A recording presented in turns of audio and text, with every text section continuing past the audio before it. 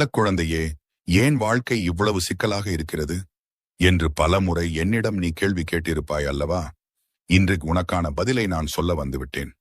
உன்னுடைய நேர்மை, உன்னுடைய உழைப்பு மற்றும் நீ யாருக்கும் தீங்கு நினைக்காத அந்த நல்ல குணம், இவை எதுவுமே எனக்கு தெரியாமல் இல்லை. இதோ உன் கஷ்டங்கள் எல்லாம் உன்னை பிரிந்து செல்லும் நேரம் வந்துவிட்டது. உன் வாழ்க்கையில் இன்று வரை நீ கண்ட தோல்விகள், உனக்கு கிடைத்த அவமானங்கள் எல்லாமே ஒரு பாடம்தான். அந்த பாடங்களை கற்றுக்கொண்டு நீயாகவே உன்னை மாற்றிக்கொண்ட இந்த தருணத்தில் உனக்கான ஒரு புதிய பாதை திறக்கப் போகிறது.